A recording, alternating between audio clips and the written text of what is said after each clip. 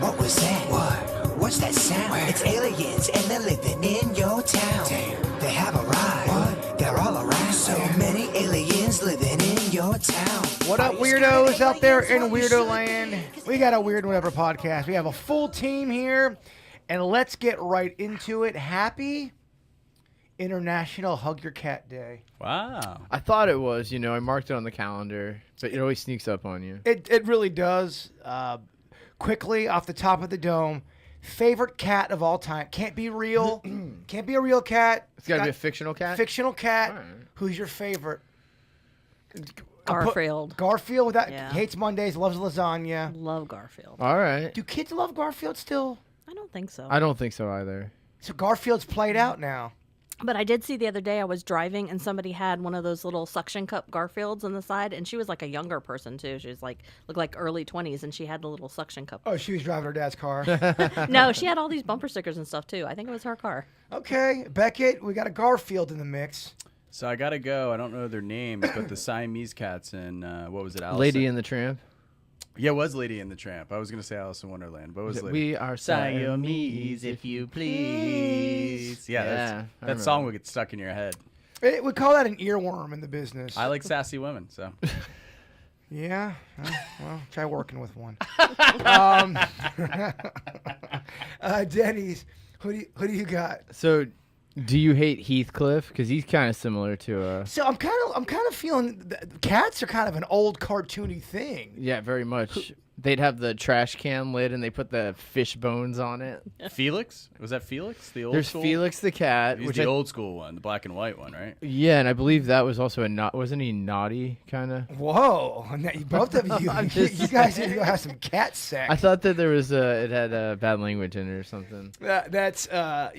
Let's see, cats. Are they not making cool cats modern day? Is Ren and Stimpy, he's one of them a cat? Yeah, Stimson J. I forget his last name. Something. I think it's Simpson J. Cat. There's been a lot of cat memes coming on Instagram. Oh, people strong. love cats. That one goes, that one? Happy, happy, happy, happy, happy. You know that one? I don't. No. It started in 2015. It's just going viral now. Oh, weird. That kind of like our podcast, except for the part of us going viral. It's hockey sticking. Yeah, no, I love that. So what's your fictional cat? It's another old ass cat. It's Sylvester. Ooh, Oh, Sylvester. Because he has a I like lisp. I have a Sylvester. lisp. Or I had a bad lisp growing Alright. up. So doesn't he have a lisp, right? Yeah. What but about- it becomes your trademark? I like it. Salem. Beck, are you in heat? Yeah, you're very carnal. very, very carnal. Hold on, we got a couple complaints last week. Beckett's voice is soft when he talks, very loud when he laughs. So yeah, you just got to talk into the mic more. And then I'll lean And back. then- There back you go. when you laugh. You have to finesse your laugh, almost like Yeah, Mariah Carey singing. Yeah, exactly. Bring it in and out. I like it. Microphone etiquette, as they It's a call technique. And Mr. Ponton, you have a cat on deck. I love Tom. Tom and Jerry. it. Tom and They're Jerry. all old ass cats, man. What's the most recent cat you can think of? I think Ren and Stimpy. Ren and Stimpy. You have Salem from Sabrina the Teenage Witch. Okay, dog, that's like 30 years old now. It is, but it's newer than. Sabrina's old as shit. It is. It's after Clarissa explains it all, but I mean, I'm the same way. I'm still over here thinking "Drop It Like It's Hot" by Snoop is a newer song. for sure. It's classic rap, classic rock, whatever you want to That's call absolutely classic now. it. Classic. Vintage. Did Vintage. Snoop really stop smoking pot? Did I hear that? I I think it was temporary. Same with Willie Nelson and same with Woody Harrelson. I think it was all They all kind of did it. publicity stunt, possibly, because I think they're all back on it. It But wasn't a long stay. With that said, I've got cat on the brain. I've been taking care. I've been feeding my sister's cat for the last 3 weeks. It seems like. That's great. Beckett, get that smirk off your face. All right, let's get into some Ask Vicky. Vicky is our psychic medium. She's a ghost hunter. Do you like that term? I ask you that a lot. Yeah, paranormal investigator. Ghost hunter sounds so badass. You fucking. But are you hunting them? I'm not hunting them. You're right. Yeah, I wouldn't be a Bigfoot hunter. I love Bigfoot. I'd be a Bigfoot explorer. Exactly. It's I more like a love it. safari, I love it. right? This is You're all kinda- good it's stuff. like a photo safari. Yeah. So we got a sassy one for Okay. you. His name's Zane. Well, You sure you don't- consider the source. You Look at sure the name. you don't want some Jameson? All right, Vicky, No, you tried to kill me. Vicky says she believes in aliens. So if that's true, why does she never see an alien spirit? Why are they only human spirits? This is Zane, the non-believer. I think psychics are stupid. Unless she sees alien ghosts, I'm calling a crock of shit. Thoughts? Well, no one that I give a reading for is related to an alien, therefore I wouldn't be connecting with their alien relative. So that's number one as far as readings are concerned. And no, I have not come across on an investigation, but I can tell you who has, and that's Amy Allen from the Dead Files. She has gone on investigations where she spotted things where she flat out says, listen, these are aliens. And one of the things that she always said, like other things she can say, well, this is a watcher, or this is this and this is that, and this is what they want, and this is why they're here. But whenever she comes across something that she calls an alien, she's like, I don't know why they're here. I don't know. Well, what's that thing you always call the elemental? Elementals, yeah. Now, isn't that, from a certain point of view, kind of alien-like? If it's not a human, it's not a dog or a cat. International Cat Day. But you see what I'm saying? When you say elemental and they're these creatures, the average mind is going to go, Jaybird's got monster ghosts. I mean, I've seen some elementals that could give the impression that they might be what we stereotypically think are aliens. But, I mean, for me, elementals and nature spirits, as I call them, they're of the earth. Whereas an alien, we are thinking them more like coming from another space. Being alien Yeah. from this planet. Yeah, but there's some people that think that, all the theories that aliens are really humans and they're coming back, they're from the future and they're coming back to watch us, but they're what we are going to look like in the future. That's one theory out there. Denny, you got thoughts of futuristic aliens, Amy Allen, invasion, thoughts, Well, opinions? that is one big theory, is that it's humans from the future with the technology now to go back to the past. That's what we would be seeing. I mean, what do you think of that, opposed to somebody from another galaxy or another planet visiting here? I'm open to anything. I feel like we don't know diddly shit. And I think when we act like we do, now I think we all got our personal beliefs we tend to gravitate to. I tend to gravitate towards I think there's other species out there. I think there is a creator of sorts that creates everything, not just Earth. I think there's all kind of stuff out there. And I think the shit we don't know could fill a book. And I think the shit we don't know would freak us out. I just think there's so much out there we don't understand. And I think there's a lot we've not tapped into as a species. I always bring up the electricity thing. It was always there. We tapped into it. What else have we not tapped into? Well, they say I forget the exact numbers, but the hearing range of a human, it's like 20 hertz to 20,000 kilohertz or whatever, 20,000 hertz. But there's a bunch of different frequencies beyond that dogs can detect when you blow the whistle and stuff. But even when you see things, we see within a color spectrum as well. It works just like a sound spectrum, and we only see a portion of that spectrum. You have infrared as well. You've got night vision. Those are all in the extremities of the vision spectrum. So, I mean, somebody could just be attuned to seeing things that we just don't vibrate on the same spectrum as our whatever the frequency vibration would be. I guess my question would be, why would that not be possible? Yeah, I I'm mean, not I would saying say- that No, I'm asking Yeah. a universal, why, if one thing is possible, why could that not be a possibility? Absolutely. I mean, vibrations and frequencies are a thing that we've accepted in our, we've been using radios, microwaves, and stuff. We've accepted them in our culture for a long time. So do you want me to just finish this off for you and just say, suck on that, Zane? Go ahead. You go for it. No, we appreciate the non-believers as well, like a Zane. Vicky, what gives somebody psychic abilities? Is it always someone that's had tragedy happen to them, or can somebody just all of a sudden have a great life and then become psychic? I did not know that I had any ability until I started as a paranormal investigator, and I started in slow increments. I could all of a sudden sense energy, and then I started to see them, and then I could hear them. I didn't know I could do actual readings until I randomly did one day. And so my personal theory is we all have some type of ability, but some of us tap into it and some of us don't. But I also think there are people who are destined, they are given gifts. And those gifts, I've used the example on the podcast before. I could learn how to play guitar, but I could never learn how to play guitar like Prince did, because that was his gift. He was that guitar. He was that music. And I could practice from now and have the best teachers in the world, but I don't have that innate ability. That I don't have that. Can I push back on that for a second? Okay. Just because you don't know how to play the guitar like Prince doesn't mean you wouldn't be as good. You've never tried to legit play the guitar like Prince and do the work. I know he was a gifted guitar player, but you still have to practice and develop your abilities. Right, and you but- wouldn't know. You just might have your own version of a Right. Vicky type. Well, I could learn Yeah. how to play, but it's going to take me longer, and I'm not going to have the same kind of heart. Just like people are going to have better ability, they're going to be able to tune in to the spirits more easily, and they're going to be able to have spirits want to actually talk to you. That's what people don't understand. It's not me. It's not me. I was chosen for whatever reason to be able to see and hear them, to give messages, and to help people out.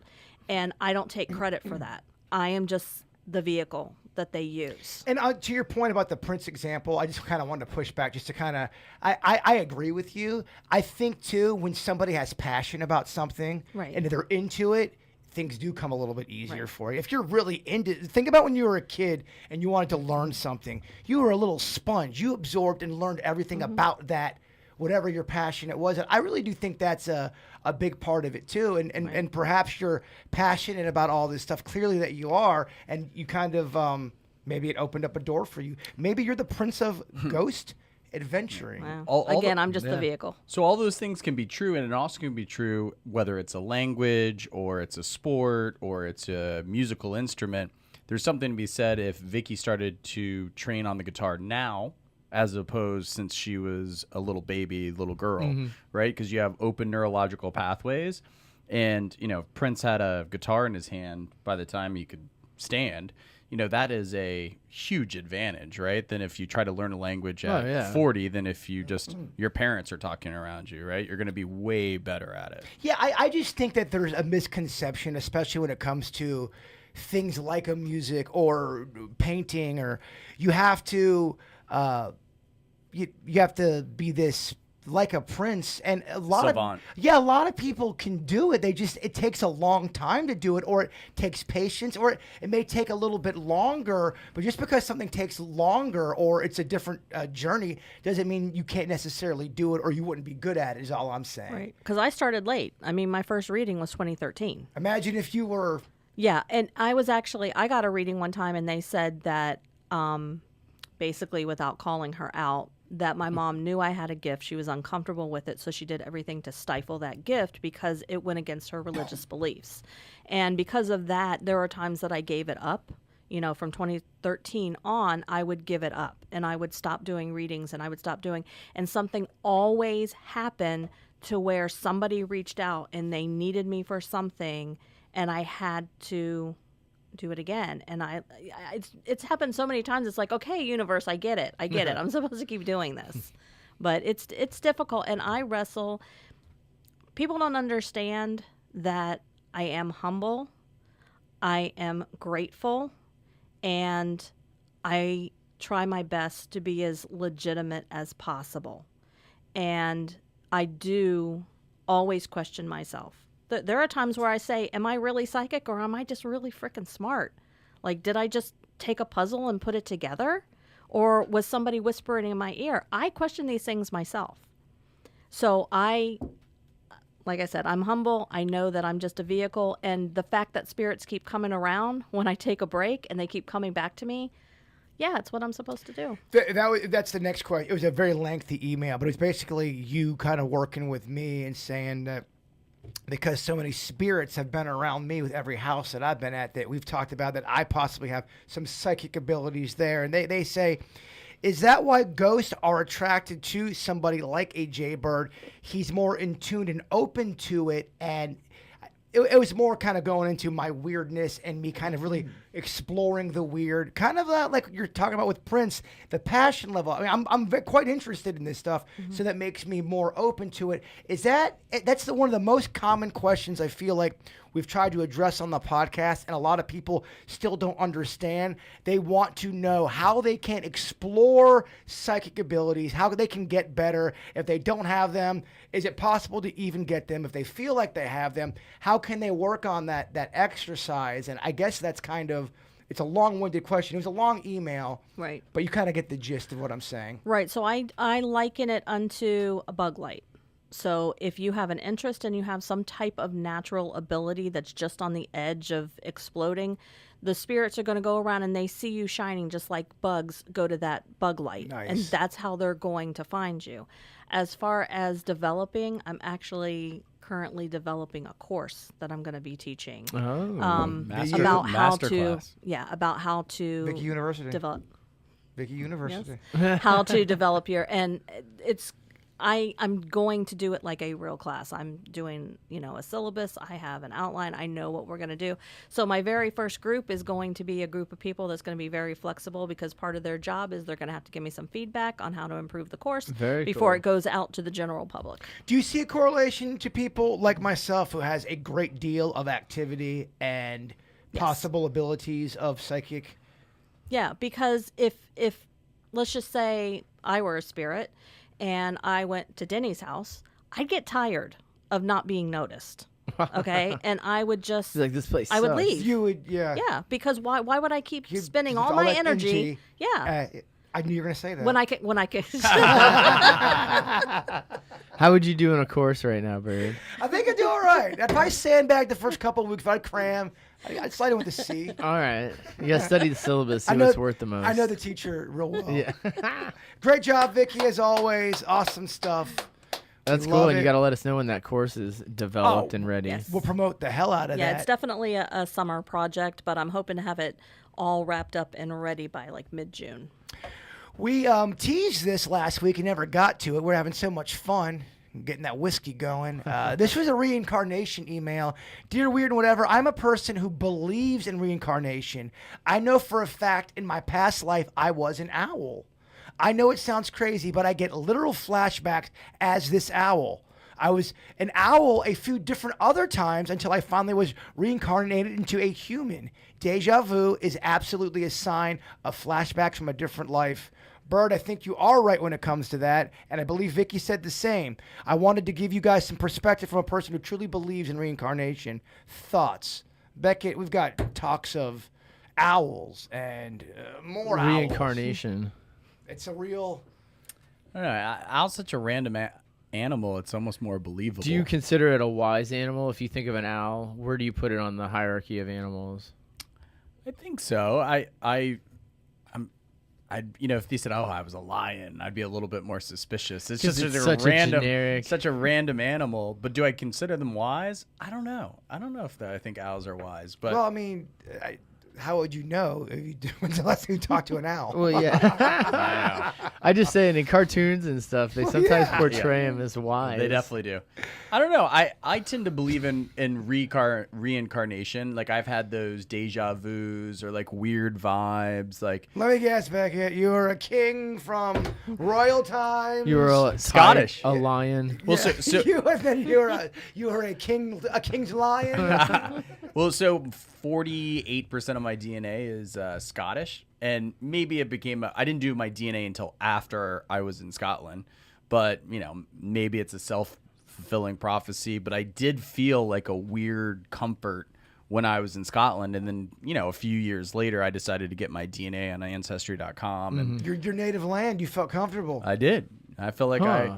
Braveheart was my favorite movie, and it all made sense all of a sudden. Yeah, I'll tell you what does not make sense is the actual historic part of Braveheart. They got it all wrong. But it's a great movie. They got a lot of it wrong, but there's little shreds of truth there. William sure. Wallace was a real person. They didn't give his partner as much credit, and a lot of the timelines didn't line up with the love story, but they had to put a love story in It's there. a great movie. I'm just being a dick. great. But there is a part where it shows Mel Gibson's character running, and he's got an axe in his hand. It cuts to another part of the people running, cuts back to him. Now he's got a sword. Cuts back to him. He's got the axe again. Cuts back, got nothing in his hand. Cuts back. He's got an axe. That's sounds awesome. Sounds like you got an axe to grind. I don't know. There's a website you can look up all continuity issues. It points out every continuity issue in every movie. Does that take away the fun of the movie at that point? No, after you love a now you're movie. looking to nitpick But shit. Well, after you love a movie and you watch it a bunch, I think it's funny to watch. I did visit a lot of the famous battlegrounds where a lot of those battles took place, and they supposedly had William Wallace's lance like on display in a glass case. And Oh yeah, I'm sure it was real. yeah, well, I don't know. But to bring it back, like reincarnation, like I love when we've talked about how Denny's parents raised him and being open. You know, the Buddhist religion is really interesting. We've talked about that a lot with the mandala and the reaching nirvana and all those different things. So I'm certainly of all things, you know, I can be more skeptical of some things, more open-minded. The reincarnation thing, definitely open-minded. So the owl thing totally could make sense. It's crazy to me when I'll talk to people sometimes who say they've never experienced deja vu, and it makes me wonder, have they experienced it and not know what it is? Because I thought everybody experienced that, and I had it bad as a kid. It happened a lot. It still happens as an adult, but I feel like there's some people who don't even know what the hell I'm talking about when I'm talking about deja vu.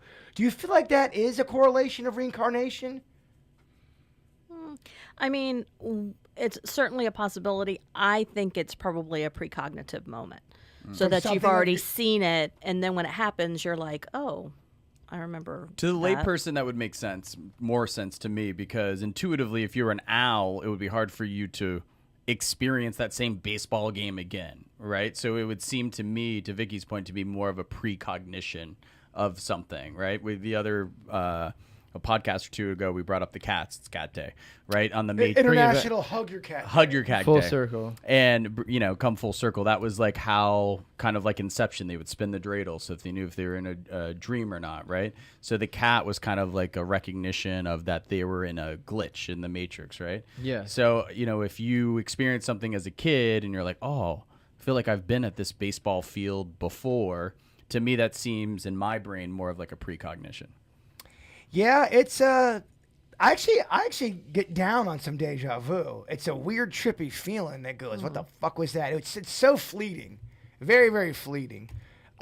Do we have some any thoughts on anyone else want to add on that? What, Denny? deja vu? I never get deja vu. You're one of the ones I'm thinking of. I Go, how never have you ever not get had it. deja vu. I just never experience it. Well, I think also, to bring it back to the previous question, I think that you probably have to be open to it, right? Like if you don't have an open mind to it, you're not going to recognize it as much. I don't know, man. It was a drug-like effect on me as a kid. I didn't even know what was happening to me. A lot of times it would happen to me out in nature. Right. And a lot of times it was quite vivid. And it was almost a profound moment for about no more than 3 to 4 seconds. But it really does make you feel not of this earth of sorts. Right. It's very bizarre. So I've had deja vu before, but kind of what we were saying, like you have a potential more ability for psychic abilities. Yeah. And so that would make sense that you would have more intense kind of things. And Denny's, who's more of like, hey, I'm going to go about my day. He just doesn't recognize the deja vu. Maybe it goes right by me, the deja vu stuff. But I never had a cosmic experience where I think I've seen something from before. Yeah, you are one of the few people who does not have any kind of mystical bullshit on any sort of level. just don't. I mean, you've got nothing.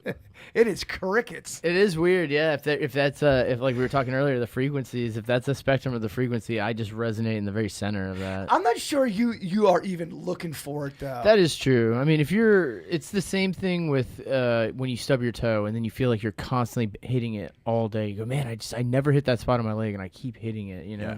But really, you do. You hit that spot constantly. It just doesn't hurt, so you don't notice it. And sometimes that's why sometimes people experiment, and psychologists and psychiatrists sometimes even in the 60s, like, people have experimented with different chemical substances, right? Like some Psychedelics and stuff like psychedelics, that. right? Like I've talked about, it's been a long time, I've talked about my ayahuasca experience, which is an intense thing. And that's something that I'm a little bit more closer to Denny's, I think, in, you know, my thoughts and my ability and whatever. Don't speak for me.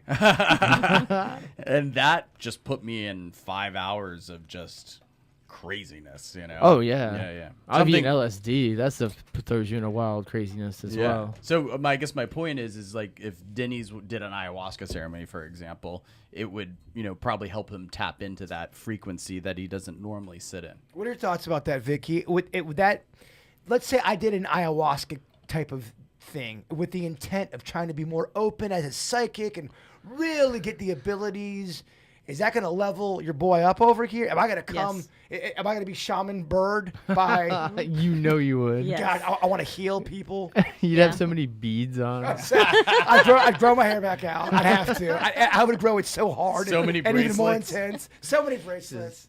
Yeah, anytime you're doing any kind of exercise like that that opens you up, it's going to bring in all your natural ability and heighten it Now, for sure. let me ask you this. What are your thoughts on natural meditation versus something like an ayahuasca where I'm out, because there are alien meditations out there where you are designed to sit out in your backyard or wherever you're at and try to connect with creatures or species from the other, other side, not the other side, the other worlds. And that's the intent. Now, you don't have to be Right. on drugs for that. Does that Right. do anything? I don't know. I mean, I think it all does just because you are opening yourself up, you're looking for some kind of interaction, and it's possible. Maybe not aliens, but, spirit-wise, all of it's going to open you up. And going back to deja vu, when I have deja vu, it is so severe that I literally stop dead in my tracks. Yes. And I'm like, what the heck? That's what I'm talking about. Yeah, so mine is very, very intense when I have it. I mean it when I say profound. Yeah. It can be very intense. There might even be weeping and holding. A little crying. It's elective. You're lucky it was a little. I do want to talk, Denny, if you don't mind, I'd like to play this alien clip. Someone called me out, Vicky, so don't feel bad. It's not Zane, but it says, Jaybird, you always talk about these military people who claim to always know about aliens and UFOs, but you never play anything that they say. That's not true, by the way. Are you just making this shit up to support your theory, or are there really military people who believe this? And this is a recent clip. This is senior U.S. officer Alex Clokius. And this is what now this is a guy, if you look at his resume, he is legit as shit. We're talking top clearance. He's got a lot to lose by lying and saying this shit publicly. Non-human intelligence exists. Non-human intelligence has been interacting with humanity. This interaction is not new, and it's been ongoing. And there are unelected people in the government that are aware of that. There's zero doubt. There are more people coming out saying, we have been talking with other species for quite a long time. We've known about it, and it's starting to come out. Is this crazy talk? Why would this decorated military man go out publicly, Denny's, and talk about this if it was all fake? You're right. I mean, what's the motive other than fame and money? I know a lot of people in the military that are, I'm talking serious military people.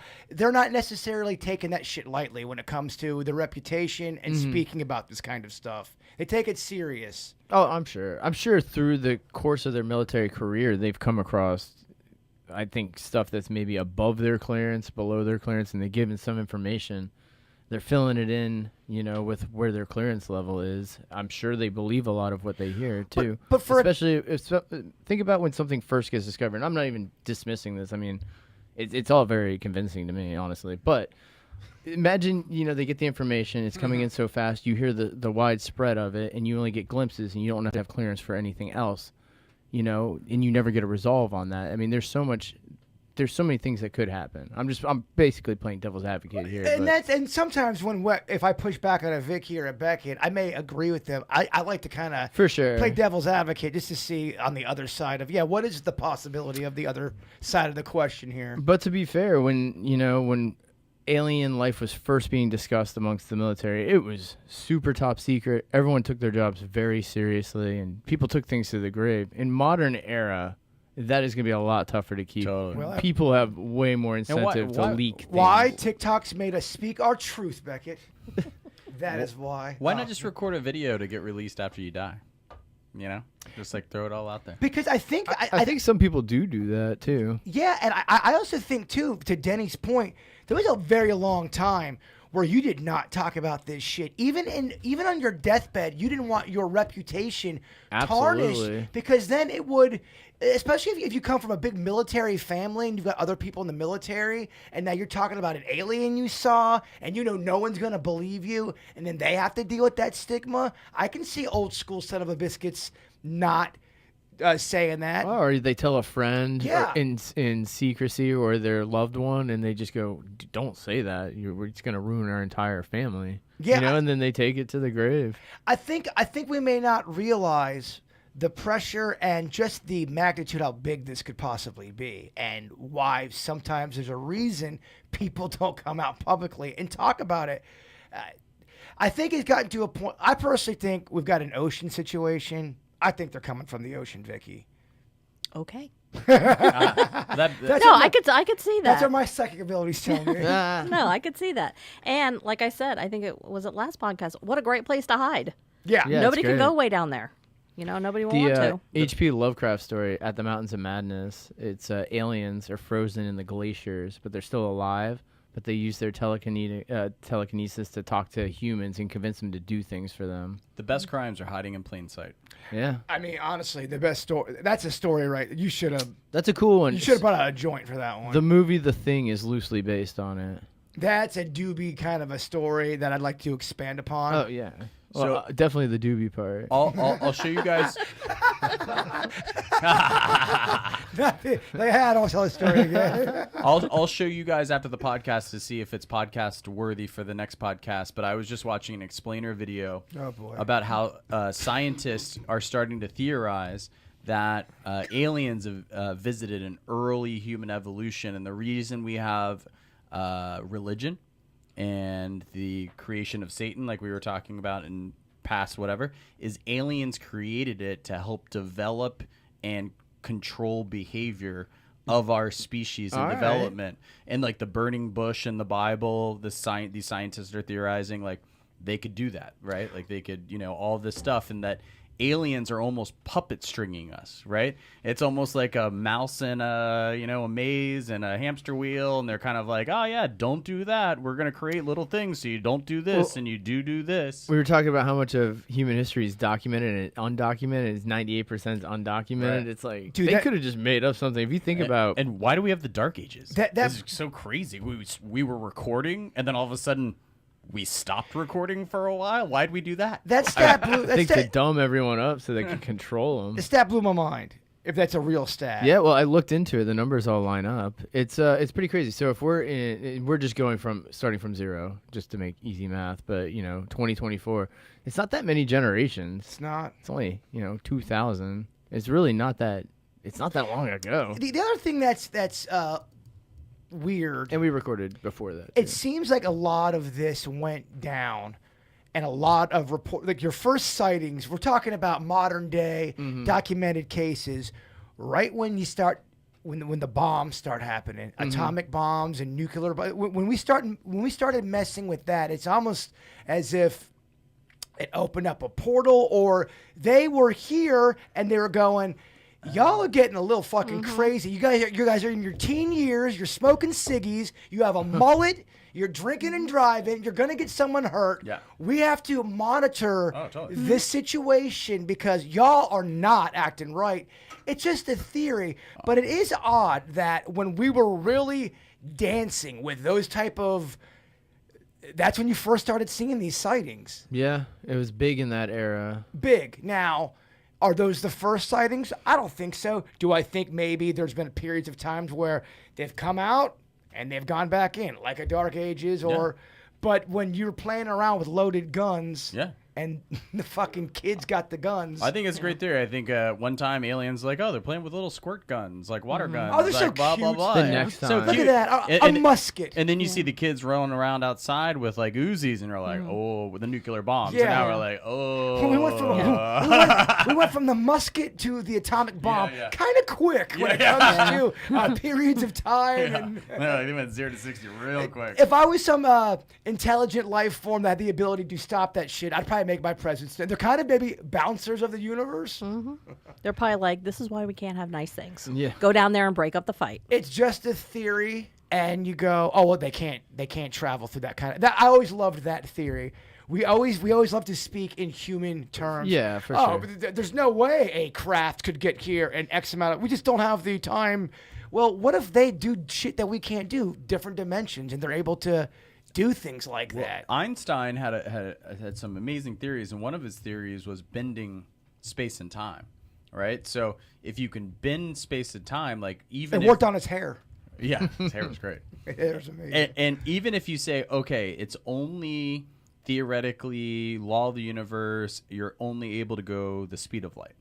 Well, what Einstein theorized is like, well, if you can bend space, well, then you can make from A to B, A to B just right there. yeah. And what we've learned, bending space wasn't the only thing old Einie liked to do. He was kind of a tomcat in the bedroom, according to your keeping of talking about recorded history and all Yeah, that. it's definitive. That's one of those things that we do have records of. Oh, we do yeah. have records. Einstein liked the 69. That's the premise of Event Horizon. They bend Einstein time. 60. Oh, got you. They bend time. Yeah, I'd like to see an Einstein 69 type. Everybody, when my hair was growing out crazy, they go, dude, I'm worried about you. You look like a disheveled, anxiety-filled Einstein right now, without the smart skin, Without the atom bomb. without the cool stuff. Let's go with this story that's out there. Anyone want to add anything on there? We talked good with the alien stuff. I think we wrapped it up nicely. Now, here's one of these things. I think this might be a fake story. Oh, all right. But it could be real, Denny's. An Australian woman claimed that she not only ate her deceased grandma's ashes as part of the grieving process, but then pranked her brother Yes. by mixing the ashes into his food. Now, I want you to... We're gonna Unbeknownst to him. Oh, yeah, he didn't know about it. It wasn't a cool pact that they made. Does this sound like a real call to you, or just a radio show trying to get a little shine? It is Australia. Nothing against the Australians. We love the Australians. No worries, mate. Yeah, I don't think you sent it to me. Let me grab this That's- here. that's- Sorry. that's I didn't see it unfortunate. in the email, but I did pull the audio clip the other day, and it's not that great. You know what? I'm going to airdrop it to you. All right. Is that the best move? Yeah, that works. I like it. All right. This is part of the... You guys get to see the process. What is why we're doing that? Just for Tech It with Becket. What is? Oh, you know what? We'll hold off on the ashes. I'll send it to Denny's, and let's get with Tech It with Becket. You take over the segment, Becket. For the good people, what is an airdrop? Because I've been told like if you airdrop a picture, it's better resolution. It's obviously more convenient.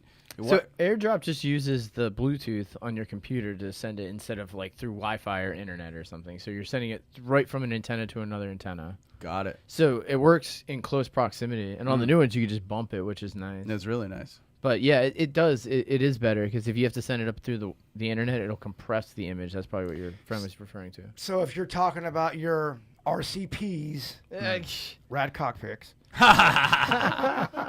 You, Make sure you switch it to landscape mode. Denny's, yeah. I'll do a search on the side. No, I sent it to you email. If you want, could you fix the speaker first? Yeah. I'm starting to lean back. So yeah, she apparently. Do you have more for Tech It with Becket? Oh, yeah, of course. Go into Tech It with Becket. So just Tech It with Becket is our segment where Becket talks about the tech out there. It turns very sexual at times. It does at times. So just to wet your guys' beaks. Oh, so yeah, get it wet. So do you guys know where Bluetooth came from? Have we talked about this? Johnny Bluetooth. No. Is it named after a Viking? Yeah. So it's named after a famous Viking king. You know, most Viking kings were very violent, destructive in nature, conquering. One of the few and only Viking kings that actually was very peaceful was, I believe his name was Lord something Bluetooth. So the I don't swear. Yeah, I think. I love the last name. Bluetooth, it's so about phones in my head now, but the fact that someone's last name is so awesome. Bluetooth, Blackbeard. They Yep. used to have names like that. Yeah. So Carlita Bluetooth? so the symbol. Johnny Bluetooth. So the symbol.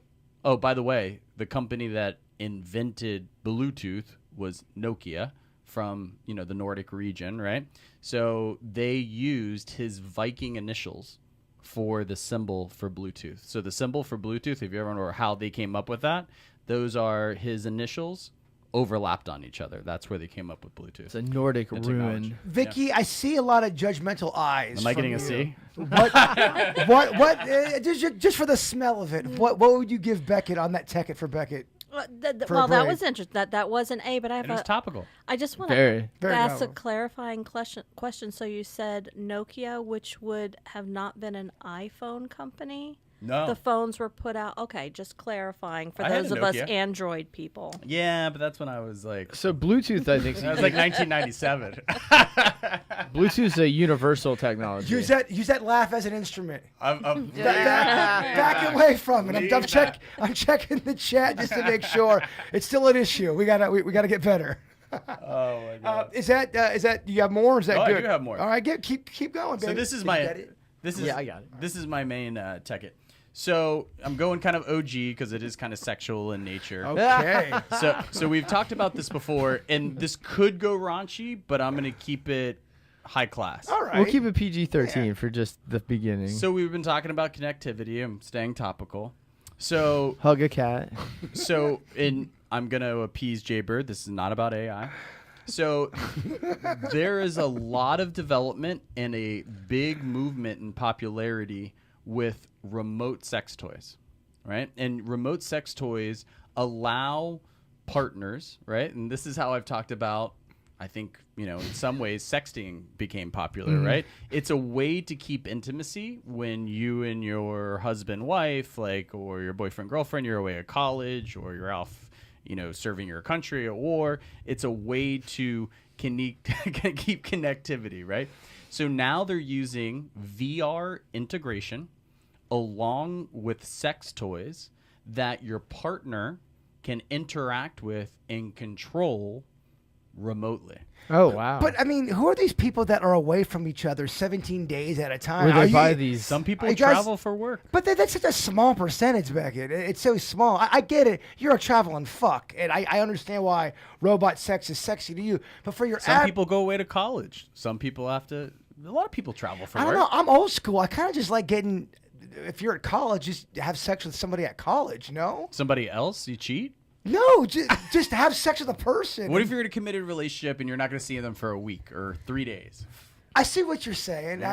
You have a traveler's spirit and a traveler's dick. No, I think Distance makes the heart grow fonder. I think the way the technology game and the sex game is mixing with each other, it's going to get to a point where some people are going to prefer the robots over humans, and it makes me nervous, Beckett, because I do think we need some kind of an emotional thing with humans other than just a face all the time. So that brings me to my final point for discussion on this, and you hit the nail on the head. So part of this article is talking about psychological and emotional effects. He fell into his trap. Right? So thank you for the segue. Psychological and emotional effects. So do people become, pun intended, overly stimulated, right? Because there's certain things, I don't know if you guys ever seen this rabbit toy that they sell, it twists and vibrates and moves and does things that humans or a guy just it's very topical, much like the UFOs we're talking about. Right.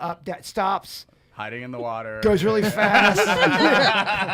hiding in the ocean. It's in the so to ocean, speak. yeah. So when your wife comes back into town and she's like, "Oh, I prefer the toy," or "I prefer the toy with you," right? So is it a relationship enhancer and connectivity?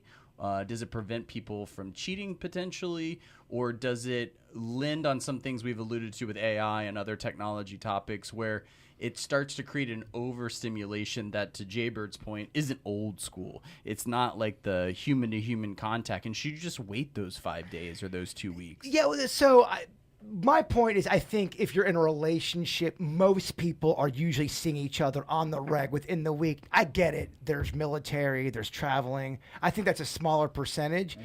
And I think you're right. I think it's great for that kind of stuff. I'm talking about the overall picture of it where you do live with somebody and Vicky's with a boyfriend or she's got a man in her life and all of a sudden she can't wait to go to bed so she can play with her robot, or she can't wait for him to go out so you see what I'm saying? I'm not trying to turn this weird, Vicky, but I think I've turned it weird.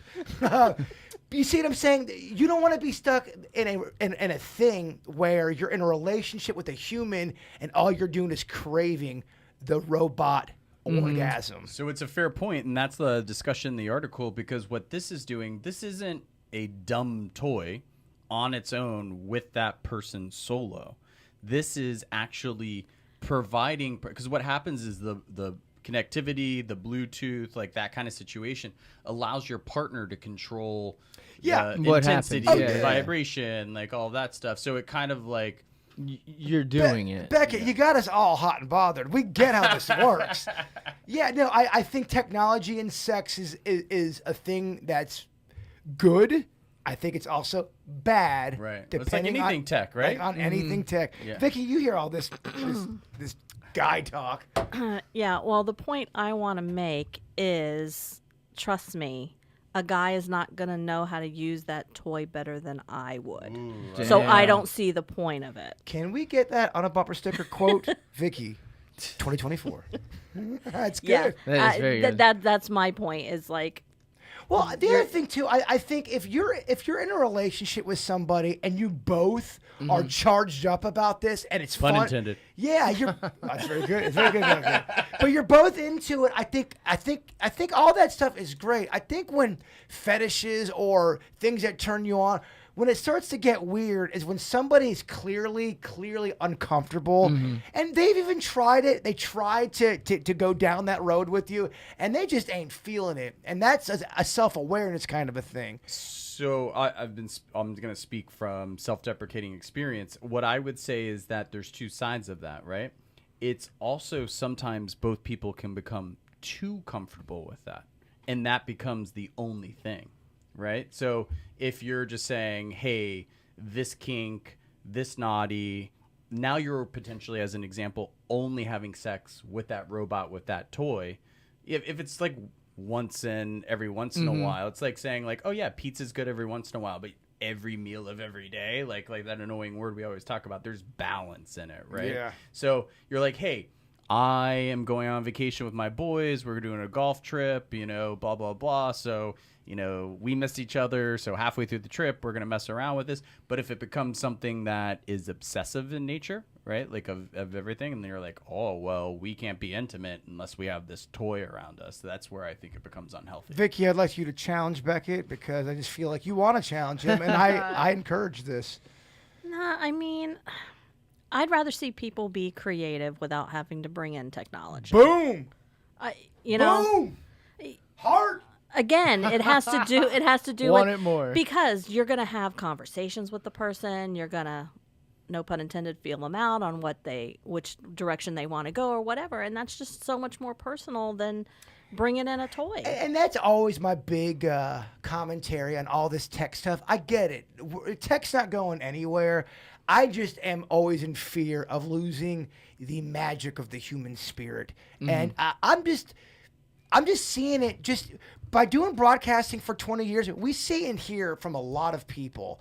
And I would say I've seen a difference and a change in personality in the last 5 to 7 years. And it's, in my opinion, not for the better. It's very isolated. It's very negative. It's more angry. It's very more quick on your emotions. It's not patient. We live in an on-demand society. And I think that's something we have to really look at. And I think sometimes people think I'm being preachy, but I'm only saying it because I think it's important.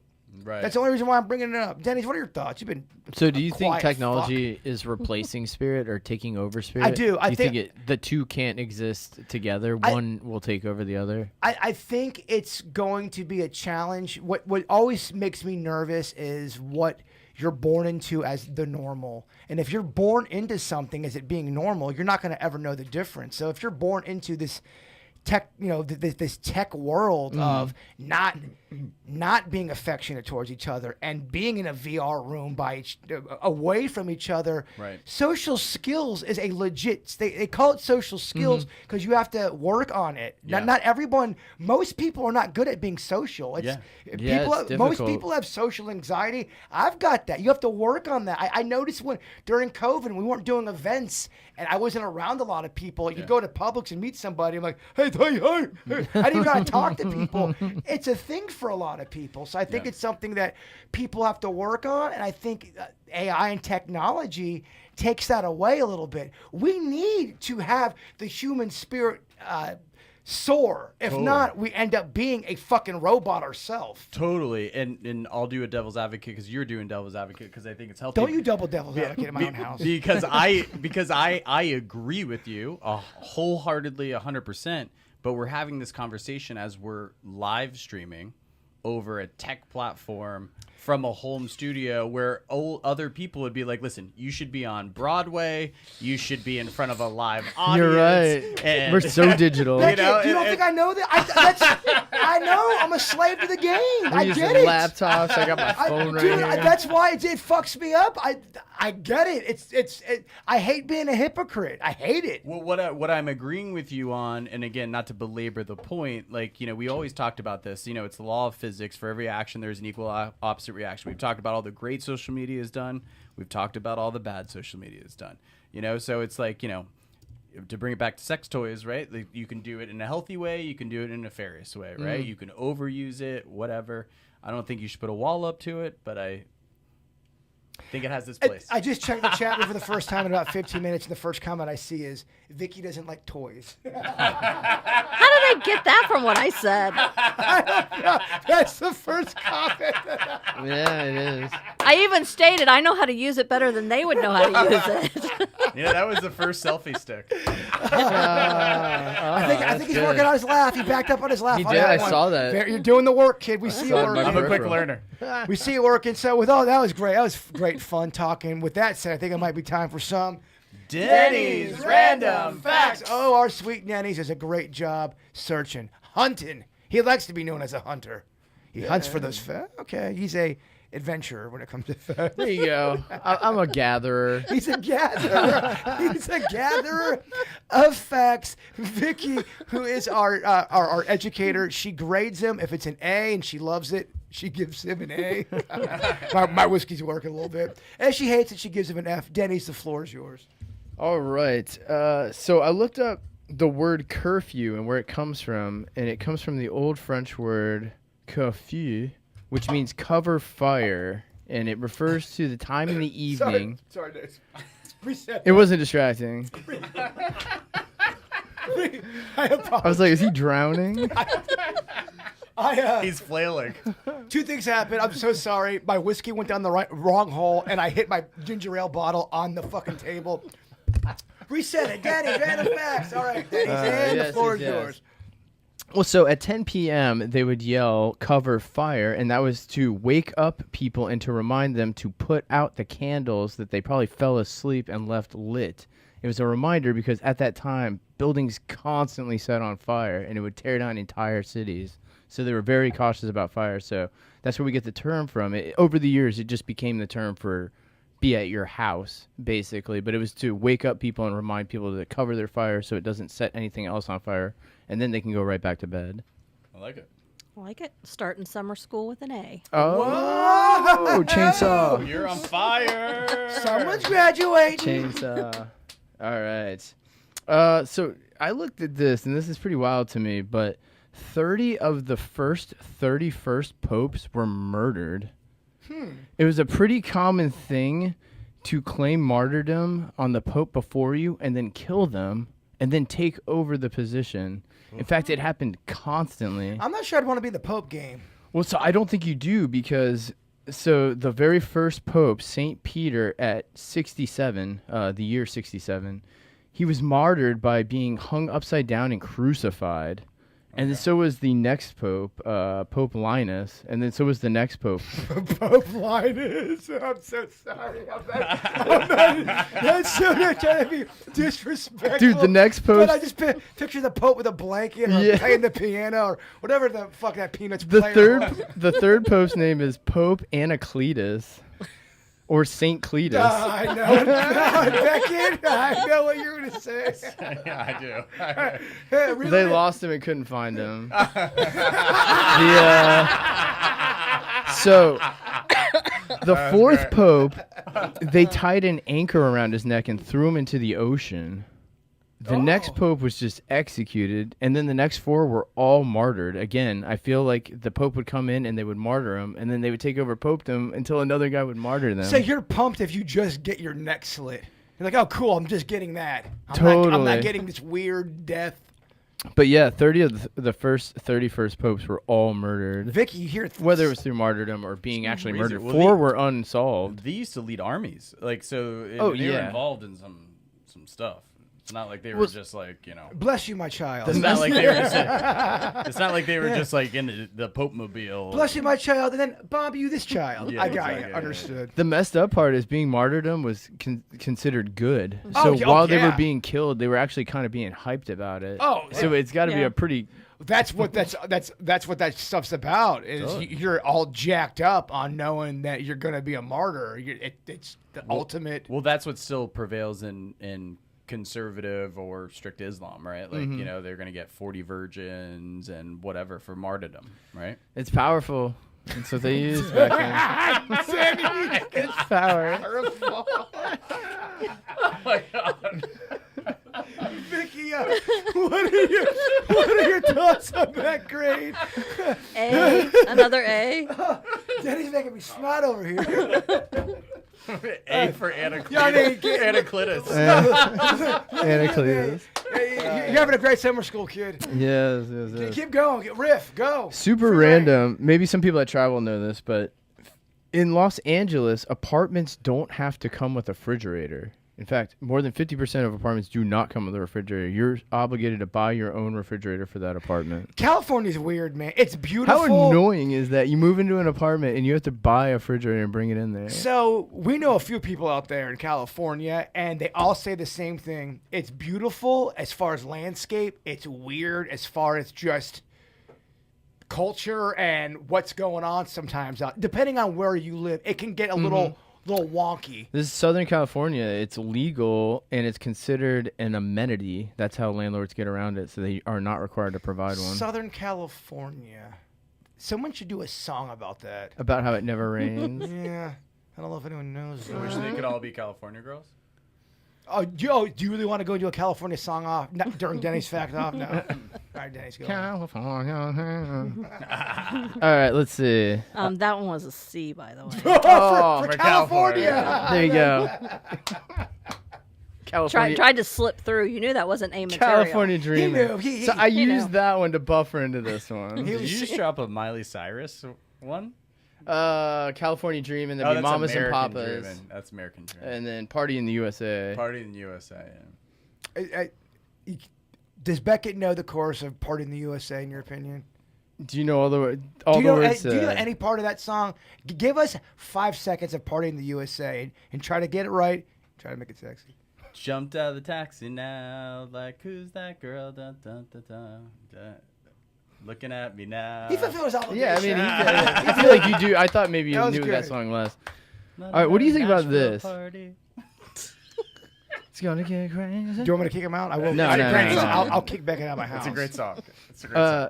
Up until 1956, French children attending school were served wine on their lunch breaks. Sweet. Each child was allowed up to half a liter a day. I think I would have. I think I would have been I would have participated more if they would have gave me a little bit of wine during in elementary school. And teachers didn't quit as often if the kids were all liquored up. I was so shy as a child. If I just had a little bit of liquor, just enough to kind of get it rolling, get me cooking, I think the teachers would have respected that.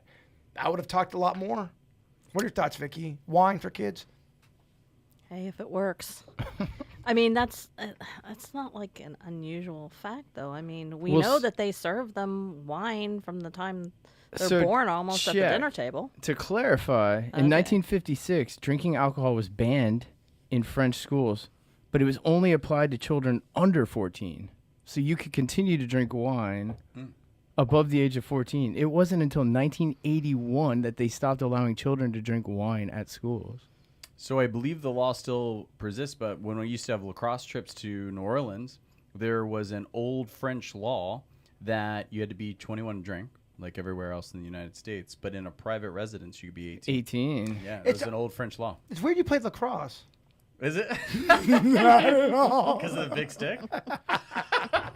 You know he's got lacrosse puns. All day. He's got too many We lacrosse. pass on grass. There's so many. That's on me, Denny's. I'm so sorry. You brought it in. It's like a vampire. You introduced it in. This is why hosts of things shouldn't drink. You let it all fly. Go on. Give us one more. One more. That was a C. Because For Chardonnay. Yes. I don't like you landing on a low note. What do you guys think about this? This is weird. There's a method of growing rhubarb known as forcing. And what you do is you grow the plant in complete darkness with one candle in the room. The reason is that rhubarb craves sunlight so much that if there's a light source that's tiny, it strives so hard to be near it that it forces the plant to grow. In fact, this is how they grow rhubarb. Very quick, and it produces a sweeter rhubarb. Sounds like cruel and unusual punishment. Yeah, no, It's actually kind of messed up if you think about it. It's horrible. This one's on me. I probably should have cut you off in the last factoid. I don't think that was very good. No. You guys don't like the rhubarb fact? That's insane. You grow it in darkness with a candle. I'm not trying to be rude, Kinda Barb. sounds You're being very rude, Barb. You're being bad, Barb. You know what? My bad. Vicky, was that an A? No. No. Let's try to introduce some veggie facts for you. All right, I see how this. I'll tell The you what, crowd's though. turn. Is That- rhubarb? No, rhubarb's a fruit. Becket, we're Is it a not. fruit? No. It's a fruit. We only talk about bread bar here. I think it's a stalk, What's the stock? like a celery. I have to get this back on track. We'll continue this rhubarb discussion. I got one person. And I that's feel what, like there's seeds. that's what, I looped one person. We'll discuss rhubarb after this. here's what scares me is that we will discuss this after the podcast. I'm We gonna will settle this. For far too I'm long. gonna shut that shit down. My house, my rules. Denny's great job as always. I love Yes. it. Really busting balls. We sometimes I love your shittier facts better than your great. You guys are facts. gonna be thinking about rhubarb later. Trust me. I think I will. I might see him. Let's bring Joe Ponton up over here. Joe Ponton is our man on the street. Last week he talked about confronting a iguana hunter. What weird shit happened to you this week, you fucking weirdo? Howdy, everybody. Hello. So, Sunday night, Amy and I, that's my Denny's. Okay, so explain who Amy is. That's you're one of your great friends. Amy's my best friend. Amy's my Denny's. We Okay. write music together. We write musicals. We do all kinds of goofy shit together. We're working on, what the hell is it called? Oh, is that the name of it? No, we're working on Weekend at Bernie's the musical. Okay. We're literally writing one right now. And so we were working on that at her house. And I got some videos. I sent them. I don't think they're going to be very visible. Yeah, let's But not do those. We had 56 satellites that shot over the cross of our heads Sunday night, for like 3 minutes. And I know I sent it to the group, and nobody could really see them, but you can clearly see it was perfectly uniform, symmetrically across the sky. There are times where I will go outside on a weekend. Let's say I'm drinking for some reason. I don't know. Party Bird loves to go outside and pee by his werewolf, and it's so beautiful late at night. And you really can tell a satellite by how they move in the sky, and they glide almost. They have a certain technique to go. Oh shit! It's so neat. You kind of feel like you're pissing alone in the world with just you and a satellite. It's kind of cool. Well, how this started, it looked like a shooting star shooting it, kind of entering the atmosphere. So you had the flash of light, and then it disappeared, and then it reappeared, and right behind it, it was kind of uniformly, symmetrically, perfectly distanced apart. All 56 of them. We were like, what in the fuck is going on here? Because it was obviously something we'd never seen before. Yeah. And I was saying it has to be satellites. She was saying there's no way it's satellites, but it's pretty freaking awesome. Well, here's the thing that is tough for me in this time, because you all know me. I'm UFO hopeful, alien believer. Always looking up. When you got an Elon Musk who's got a legit Starfleet, he has. Have you ever seen him release his Starfleet? If you didn't know that was going on and you looked up at the sky, you would think it's War of the Worlds happening. I don't know if he's released more satellites or sperm. I mean, that guy. Becket. Well, there's 6,000 satellites out there in Yes, space right bro. now. He's got like 8 kids. But 10 kids. the problem is I feel like there's so much weird shit that we don't understand. Then there's some other shit that we think we understand. You got a Musk who's got a fleet. Then we've got shit coming out of the ocean. You've got stories from the 40s. You've got all kind of bullshit, Vicky. Yes. It's the blurred line. The blurred line. It is. The blurred line's the worst. We're living in a time of complete confusion and chaos. Well, is the blurred line half truth, half fiction, is that worse than a flat out lie? Is it more blurred or is it more clear? No, it's Definitely not clear. Definitely not more clear. I want to ask Vicky this: what do you think is more detrimental to a society when it's a blatant lie, or there's just smatterings of truth with some fake shit going on, almost like a mind fuck, kind of like a gaslighter? Right, because if it's a blatant lie, then that means everybody knows it. Or some So it's people not know being perpetuated. But when you have a little bit of truth, and that's what really good liars do, they mix just enough little truth so that people will be Vicky's like, on okay, that makes sense, so this other part must make sense. Yes. The most dangerous person out there is someone who's intelligent, who knows how to mix in the truth with the lie. It's the Big Brother reality show effect. You should get this, Becket. You're speaking truth to get them hooked, and then I trust them, and then you hit them up with it's the worst. It's the worst person It's the to be worst around. manipulation. It is rough. Every good lie, it's based on a kernel of truth. So you can always anchor it on that kernel of truth, and then it's all gaslighting. Well, just like anything, there are people who legit are very talented liars. They are so good at it. They are able to show empathy in quotes. They're able to show sympathy in quotes. They're able to show understanding. Nothing but an agenda. Nothing but the smarts and the brain going and going. That's a horrifying son of a biscuit. Oh, yeah. They're probably a narcissist, too. Well, they are. That's a Ted Bundy. The most dangerous person you Yeah. know. Yeah, no. No, that's very good stuff. Very, very good stuff, Ponton. Getting the conversation going, moving it forward, and not pushing it back. By the way, rhubarb is a vegetable. Ooh, Denny's. It's a vegetable. All right, now it's going to become a thing. Now we have to show love for Rhubarb. I'm gonna get some rhubarb. I'll bring it in. Well, And we need shirts. all right. Rhubarb shirts. I'll work on the shirts. I'll work on the rhubarb. What does itself. rhubarb look like? Does it look like an eggplant? Nope. We're, after the podcast, I'm not going to do this to our audience. Well, we'll pull up photos. We'll show Yeah, Billy too. dude, He doesn't want to act like he's into it, but we'll show him. we can circle jerk to Rhubarb all night. All right. This Thursday's better- jumping. I'm kind of into it. You better text Jan. I'm gonna be late tonight. Do you ever apologize even when you're not wrong? Yeah, Yes. I mean, it depends on who and why. What would you? I've been in relationships. Okay, well, I want to go through the round table. Denny's, in your opinion, what's your percentage? And the reason why I'm bringing this up, there's a new survey that shows almost half of all people will apologize even though they feel they are right. On the other hand, only 3% of people say they do not apologize at all when someone tells them they feel wrong. They keep it real. Yeah, I would say that you would just pick and choose your moments. There's occasionally that you're gonna have to just, even though you know you're right. You gotta save your It's bullets. better You gotta to save your bullets. Yeah, Well- even it's just in the long run, it's gonna be better to. It's not worth it to you. You're not gonna. Why are you dying on this hill? Well, out of anybody here on this panel, I would say you are the best at controlling your emotions as far as you just don't know what the fuck you're thinking.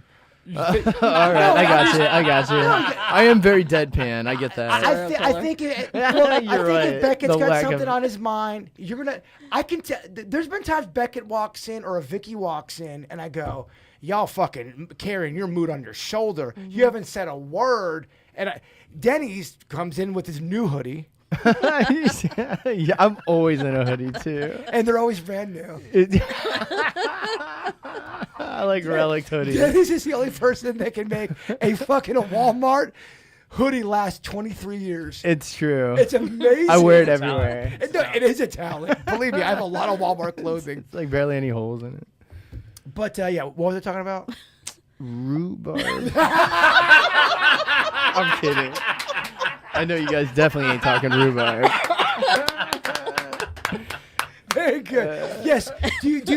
What would you say your percentage is? When would a Denny's actually push back on not saying, I'm not fucking apologizing for that shit? If it's something I truly think it needs to be addressed, if it's going to lead to something detrimental, if it's going to lead to something I think could be career ending, Stuff like that. Matters of the heart kind of stuff. Yeah. Other than that, I mean, honestly, a lot of times I'll just to even get out of the situation. I'll just I totally will. No, I think that's what that stat really shows is people want to fake it till they make it. Sometimes just it's to easier. get out of the situation. Coworkers will come in with something. I'm just like, yeah. Oh, they're always coming at Denny's with some bullshit. He's got. No wonder you're the way you are. I would not.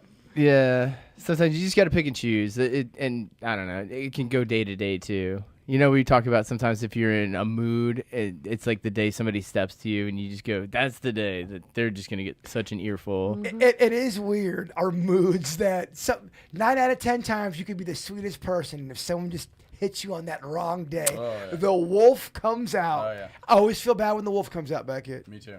Oh, then you feel bad. You got to push me. So I'm a little bit like Denny's. So not as good as Denny's, but I have to be pushed really far in a corner. But when I get pushed far in a corner, I come back hard. You become a Becket bitch. Because I took it. I I roped a dope. I roped a dope. And then I'm like, okay, that's enough. And I push back hard. I get it. Vicky, what are your thoughts? I get super, super calm and quiet when I've had enough and I'm getting ready to tell you off. I will do it exactly in this voice and let you know how upset I am without losing my shit. It makes it scary. I'd rather have you just fucking throw a plane off the wall. Mine's like serial killer calm. Yeah. And as far as the 50%, I think I probably fall into that 50% because being an empath, sometimes I wonder, did I accidentally hurt someone's feelings or something? So I would probably say an apology in the frame of, I'm really sorry if you thought that I intended to blah, blah, blah, blah, blah. Yeah, I constantly think I have hurt someone's feelings or pissed somebody off. I don't know where that, it's got to come from childhood or from the way you're raised, but I think some people just have that kind of a thing where you're like, oh man, I didn't mean to say that. I'm only trying to say it this way. Becket, you're fucking awesome. I love your laugh. It's really not that loud. Throw a couple compliments. Well, to be quite candid, I mean, my career, like I had to deal, like I always say, like I'm more of a psychologist than I am in sales, right? And a lot of people just want their feelings acknowledged, right? Mm-hmm. And you know, we talk about like nothing's in absolutes, right? And so even if I disagree, right? I always have an open mind, right? And I'm just saying, listen, I'm sorry. Yeah. I'm sorry. But I always preface the conversation with that. Sure. Right? Because I always like want to have some like understanding after that. I don't just blanket apologize and walk away. Like, well, I guess it depends on the context. You want the conversation to have meaning and have heart. Yes, I want to diffuse it, right? And usually an I'm sorry acknowledges how the person feels, right? Because they're potentially coming in hot or upset or sad or whatever the case may be. Then I'd be like, why did you feel that way? I did this because of this. You know, whether it's a client relationship or an intimate relationship or a family relationship. And I feel like that is a great diffuser, and it's empathic. It's a way to acknowledge it, and it's craftful in dealing with people. I think you all are hitting on something with. I think people love to be heard. I think too. We need purpose on this planet. If you're a human, you have to feel like you belong. Even the Unabomber. He fucking started. That was the problem. That's probably the reason why he was a Unabomber. Exactly. He fucking went off the grid, man, because he was solo. At the end of the day, that motherfucker needed a hug. Yeah, he did. He had a great hoodie though. It wasn't this hoodie. It was a different one. No, I think people at a basic level need a purpose on the planet, and I feel like when they start to feel like they don't, they start to get a little bit weird. Yeah. And that's when I think you start to lose the grid a little bit. 100%. Your thoughts, Denny's? That's like the movie Falling Down. Yes, he's losing grip with the fact that he has no control over his life. Yeah, I think there are times where someone just wants to be heard. They want to hear they don't even want advice. Yeah, they just want to talk and have somebody listen. I feel like most people don't want advice. I would agree with that. I think anytime you give advice, it's very ignored, and then you could potentially get your feelings hurt about it. I think there's a difference between someone asking you for advice Because if you ask me for advice, then you've invited me into your world. But I think a lot of times what happens is somebody comes home from work and they're fucking pissed off, and you can't really relate to them because you weren't in that situation. So they're coming in all hot with their emotional baggage. They're trying to tell you a story, and you, because you care about that person, want to fix it immediately. That's my personality. And sometimes fixing or helping can only get in the way and fumble fuck. And I've just learned in my... Yeah. Sometimes you got to shut the fuck up and go, yeah, that's fucked up, man. I understand. Especially in a romantic situation where they call you and they're like, well, he did, blah, blah, blah, blah, blah, blah, Yep, that prick. Yeah, you have to be very careful because you know they're going to get back together. So you have to be very Can't say careful. anything that's going to damn you later. Oh, I see what you're saying. So when the friend comes, you can't be like, oh, I knew he was a dickhead from the first time you met him. You can't do that. That's another thing I've seen a lot of my friends do, and some friends don't do. They do it very well. When they have issues in the relationship, they have verbal diarrhea. They're so emotional about the situation. For example, let's say there was someone I was close friends with Becket, and she felt like he dicked her over, and even maybe he didn't, but that was her interpretation. She comes over and just rants on Becket and says this and says that. Much like the bullets in the gun you guys are talking about, you can't fire those off too many times, because if you constantly keep talking about your mate as an asshole and as a manipulator and a dick face on every little thing you have, your close circle is going to start to look at them as a suspect, and they're not going to like them. You can't put the toothpaste back in the tube. Yes, saying, and right? I know I've been guilty of being emotional, thinking, Me too. oh my gosh, I can't fucking believe this shit, and you have to hold on to your heart and not almost meditate and get quiet with your thoughts and not do that verbal diarrhea. Because I've seen it happen where you can make a nice person into a villain when they don't deserve to be a villain. So my mom taught me that lesson. She goes, Ryan, I learned this with your father. She's like, sometimes I was in a relationship with your father, and I would vocalize certain things, and then me and your father would work it out, and then my parents, my friends, were still mad at him. It's a problem, right? So she was teaching me a lesson, like, sometimes, don't knee-jerk, don't throw things out there, because then your friends, people that care about you and love you, are still like, whoa, what about this? And we're like, oh, well, we da-da-da-da. And It tarnishes your the level, relationship. your level of peace, but you, like, already this, and your friends that, Well, Penelope Starr in the chat room kind of nailed it. And I so agree with what she's saying. Venting is very healthy. You have to vent. No matter what situation. Venting does not mean, A, that you hate the person you're venting about. B, it doesn't mean that you're a monster because you're doing that. And C, I do think there's a difference between venting and gossiping. Venting to the right person is healthy. Venting to the wrong person is not helpful. And I would vent to a Denny's. If I'm really upset about something, I know I can trust this guy with my life. Yeah. So if I'm going to vent, I don't look at that as gossiping. I look at that as a... You're not going to the water cooler and just, can you believe what our boss just did? And look, I'm guilty of both.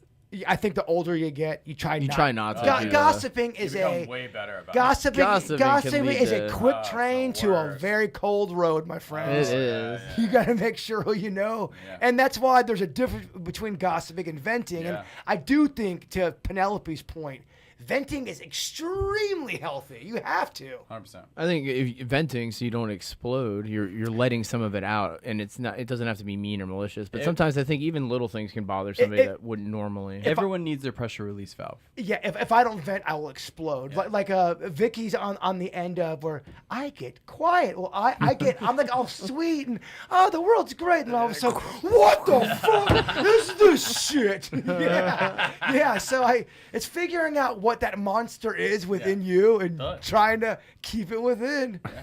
I think with that said, it might be time to do some local music, y'all. Great podcast.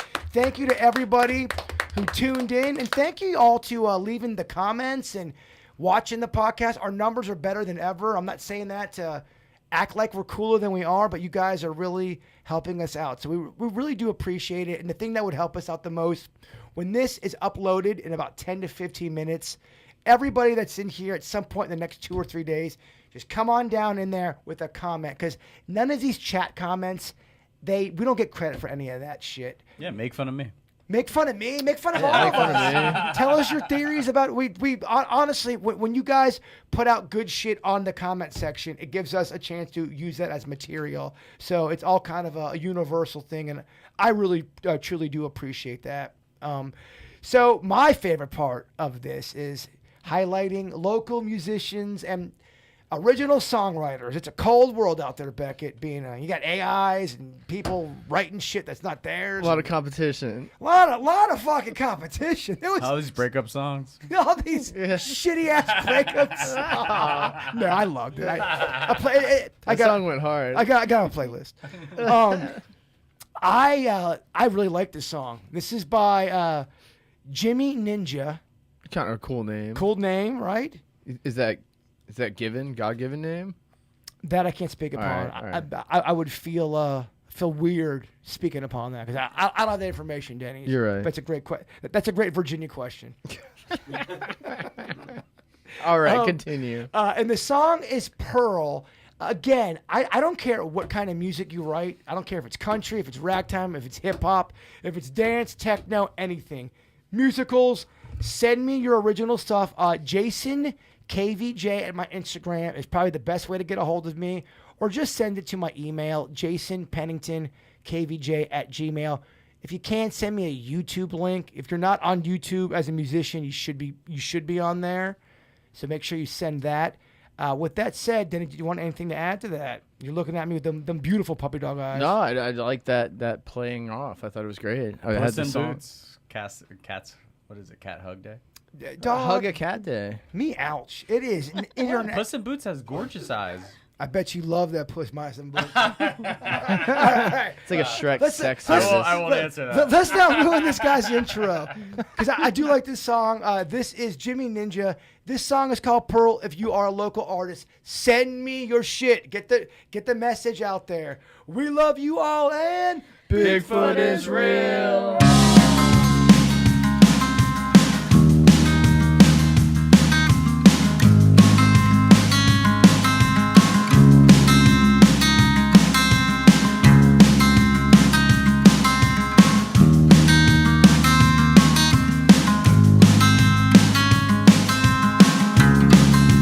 Sitting on top of the world,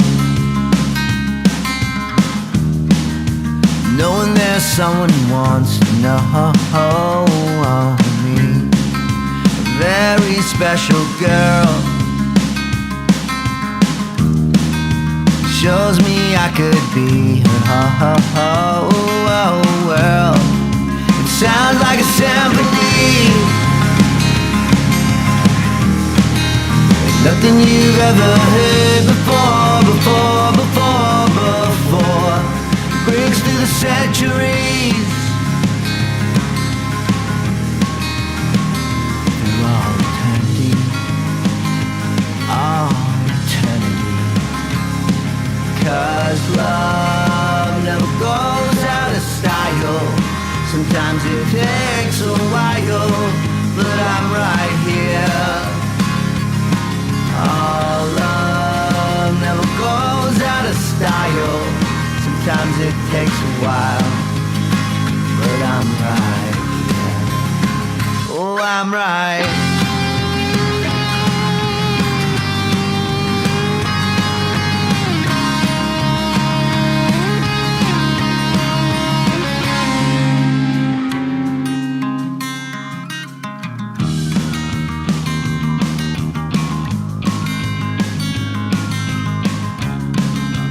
Sitting on top of the world,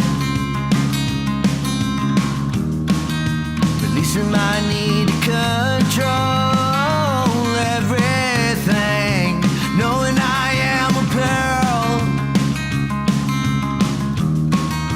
If you can't love yourself, you never love that special girl. Sounds like a symphony, nothing you've ever heard before.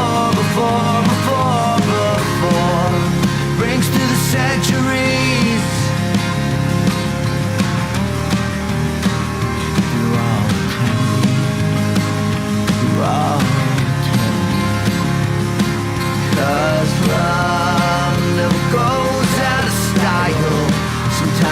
change.